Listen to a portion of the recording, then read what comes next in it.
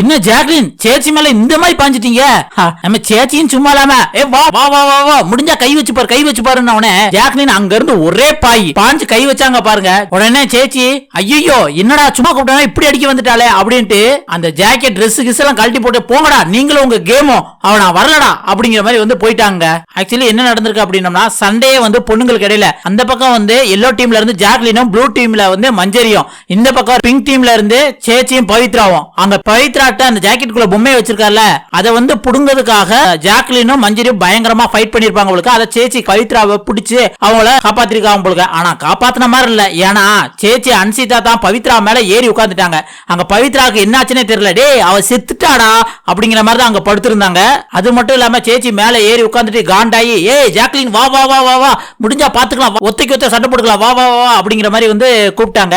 ஆனா ஜாக்லின் அங்க இருந்து என்ன சொல்றாங்கன்னா ஏய் நான் உன்னை முடியலன்னு தானே விட்டேன், நீயும் அது மாதிரி என்ன விடலாம்ல, ஏன் என்ன கூப்பிட்டுக்கிட்டே இருக்க அப்படின்ட்டு ஏதோ அந்த இடத்துல மியூட் பண்ணிருக்காங்க, ஏதோ பேட் வேர்ட்ஸ் பேசிருக்காங்களா என்னன்னு தெரியல.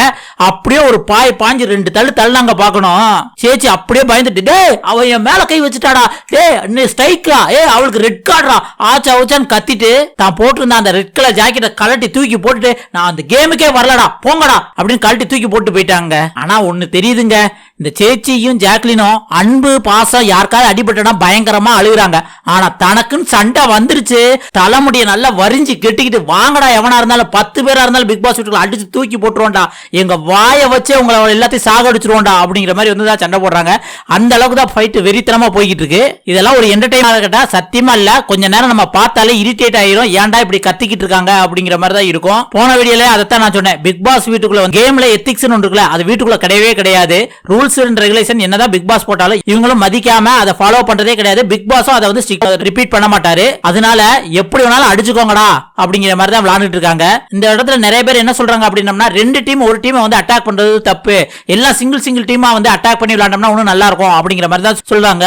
ஆனா என்ன அப்படின்னா இது பாதி கடலை கடந்த மாதிரி தான். ஏன்னா கடைசி 2 நாளே வந்து 2 டீம் சேர்ந்து ஒரு டீம் அட்டாக் பண்ற மாதிரி அந்த மாதிரி தான் வந்து கேமே விளையாண்டாங்க. இது பூரா எங்க தலைவன் முத்துவோட ஐடியா தான். ஏன்னா அவன் தான் வந்து ப்ளூவும் எல்லோவும் நம்ம 2 சேர்ந்து மத்த டீம் அட்டாக் பண்ணி கடைசி நம்ம 2 பேரும் சண்டை போட்டுக்கலாம் அப்படிங்கிற மாதிரி அந்த பிளான போட்டா, அதனால தான் இந்த பிரச்சனை குழப்பம் இவ்வளவு சண்டைகள் அப்படிங்கிற மாதிரி நம்மளுக்கு தோணுது. முத்து போட்ட ஸ்ட்ராட்டஜி நல்ல ஸ்ட்ராட்டஜி தான், அதுக்கு ஏத்தாப்புல கேமோட ரூல்ஸ் அண்ட் ரெகுலேஷன் அம்பையர்ஸ் இவங்க கரெக்டா இருந்தாங்கன்னா இன்னும் நல்லா இருக்கும். பட் இங்க அது கிடையாதுல, அதனால இந்த மாதிரி அடிதடி சண்டை வாக்குவாதம் தான் அதிகமா வரும் அப்படின்னு எனக்கு தோணுது. இதை பத்தி நீங்க என்ன நினைக்கிறீங்க அப்படிங்கறத மறக்காம கமெண்ட்ல சொல்லுங்க.